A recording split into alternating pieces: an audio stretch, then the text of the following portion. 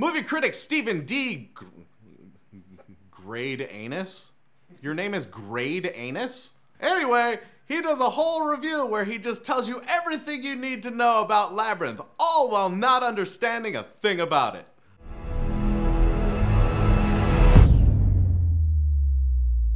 What's up, guys? How are y'all doing? If it's your first time here, please make sure you hit the subscribe button and the little notification bell right next to it. Also, once you finish the video, we'd love to hear what you think of the movie Labyrinth and this idiot's review. Now, let's take a look at it. You remind me of the babe. What babe? The babe with the power. What power? The power of voodoo. Who do? You do. Do what? Remind me of the babe. You're just gonna start by singing a song? That's how you start? Cool. Awesome. I also watched the movie. No, it doesn't make any sense, either in the context of the film or otherwise. Not true.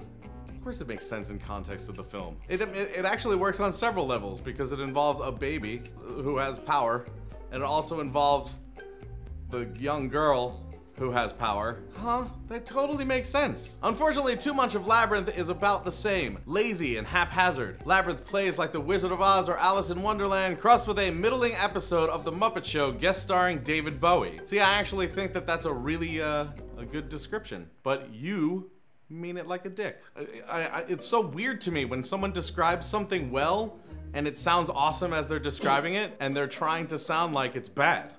That's really strange. It's like, just another delicious cheesy pizza with wonderful crust that's a little crispy but doughy on the inside. It's like, wow, that sounds really good, but it sucks. Oh, but everything you described sounds so good. Labyrinth is a would-be fairy tale trafficking between the human world and a world of goblins and other creatures. The story revolves in more ways than one around its human protagonist, a dreamy, petulant young girl named Sarah, 15-year-old Jennifer Connelly, who tearily resents the encroachments of the real world, including a stepmother and baby stepbrother, Toby, on her fantasy life. So far, you're doing a great job of quoting the movie and giving synopses that don't sound bad. So that's good. But if I wanted that, I probably would have just, you know, IMDb'd it or Wikipedia'd it. I don't even know if Wikipedia'd is a word, but it is today. I guess I could have Googled it. I don't know. I don't need to Google Wikipedia to get there, but yet I always do. Rather than a big sister with responsibilities, Sarah prefers to imagine herself as a valiant princess on a noble quest to rescue a kidnapped child from the clutches of the nefarious Goblin King, which makes a lot of sense because if a baby gets thrown on you that you didn't frickin' ask for, Lord knows you'd rather be a princess than take care of it. And it's not even like her baby, it's like her little brother that she's forced to take care of because her freaking dad decided to bang someone else. I mean fall in love with someone else, I'm sorry. that came out wrong. No, love is real. Wouldn't you know it? An actual Goblin King named Jareth Bowie in a Tina Turner wig and lots of makeup. Tina Turner wig? I guess I get the connection, but that thing is way more badass than any wig Tina Turner's ever worn. For sure. Unless there's a wig we're not seeing. Really does show up, and quick as you can say, I wish the goblins would come and take you away right now. Toby is gone. Now Sarah must embark on a quest to rescue him, braving a seemingly impenetrable labyrinth. You're just giving me the plot and every once in a while saying something like slightly snide. Like not even mean, like the Tina Turner wig is like, whatever. It's just, you're just rehashing the entire movie. How does that help anybody? I guess as long as you can read somewhat quickly, you can just read through this instead of watching the movie. I don't know how that helps anyone. I feel like, considering how visually stimulating this movie is, it might take away a little bit from the movie experience and the story itself by just reading your stupid review. Despite some imaginative visuals, such as the Escher-inspired omnidirectional castle at the finale, Labyrinth suffers from a distinct lack of charm, with poorly thought out characters, limp plotting, and a limp climax. To poorly thought out characters, everything was built. All of the characters were built. They weren't thought out. That's craziness. They literally had meetings of how to make faces out of hands. That's not thought out? What? That's the craziest statement. I understand that you might mean like character development. I get that. But let's be honest, you mentioned Wizard of Oz. No one was like, I'd like to, you know, learn a little bit more about the flying monkeys. We don't know shit about the Wicked Witch until Wicked came out. just because we were all clamoring for a backstory. Although positioned as a coming-of-age tale, Labyrinth indulges rather than challenges Sarah's heroic princess fantasies. Yeah, of course. It puts her in the fantasy so that she could learn something. It would be really weird if the entire movie was just like therapy. It's like, we have to talk to you about these fantasies you're having. You're gonna go to weekly therapy, and we're gonna make a movie about it called Labyrinth. And then David Bowie's the therapist. Like, no makeup or anything. Still wig. He still has the wig. No makeup, no codpiece. What a boring ass movie.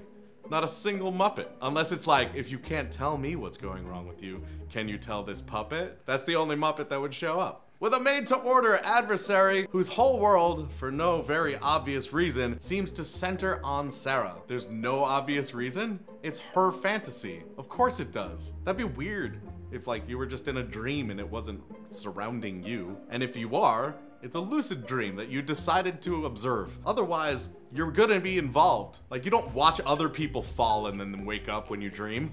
You fall. You shit yourself, not someone else. You wake up from a dream screaming. You don't wake up and then hear your roommate screaming. Everything you wanted, I have done, Jareth tells Sarah in the end. You asked that child be taken. I took him. You cowered before me, and I was frightening. I have done it all for you. I am exhausted from living up to your expectations of me. Well, then why were you doing it? What was the point? Cui bono? Who benefits? Sarah. Sarah, we've established that it's her fantasy and the things that she needs to work through, so of course she benefits. Did you just want David Bowie to win at the end? Because he did that in life.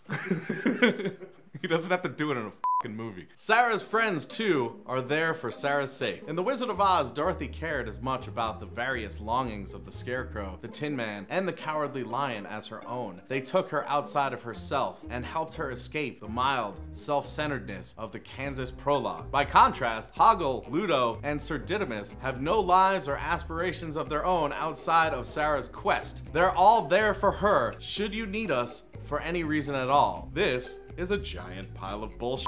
Hoggle became a completely different person because of her kindness. Ludo, for the first time, had a friend and wasn't seen as an outcast. And Sir Didymus wanted a quest his entire life, and she finally gave one to him.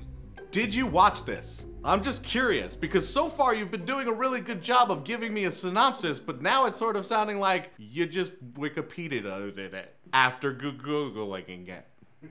Labyrinth was executive produced by George Lucas, and like Lucas's Willow, it featured a baby as a MacGuffin without any clear sense of where to go with it or why. I don't understand how you can't make sense of any of this, and how you can't make sense of why the baby was there. It doesn't make any sense. This young girl's entire life was changed by a new mother and a baby, and she's trying to deal with it. The baby is the central focus of this whole thing because it's one of the things that she's trying to deal with. If the baby's not there, then I guess he would have just taken the stepmother? I don't know. Barely integrated musical numbers merely interrupt the story rather than developing or advancing it. Along with the likes of Willy Wonka and the Chocolate Factory and Chitty Chitty Bang Bang, Labyrinth is yet another cautionary reminder that the musical magic of The Wizard of Oz is easy to copy, but hard to replicate. It's interesting to take two of the most loved movies ever and then be like, but they f***ed up. That's really weird. People love Willy Wonka and the Chocolate Factory, and they love Chitty Chitty Bang Bang, and they also love Wizard of Oz, but to be like, these two well-loved classics are shit, but the Wizard of Oz really got that right. What? And honestly, unless it's something like fucking Sweeney Todd where they're literally singing everything that happens, you know, musical numbers are kind of weird and out of place. They just show up. Like, the musical numbers in like Beauty and the Beast don't entirely make sense. Like, Be Our Guest doesn't really need to be there. It really doesn't change the movie. They're still fucking talking plates. And as a final thought on what you had to say, you remind me of the Babe. What Babe? The Babe with the power. What power? The power of voodoo.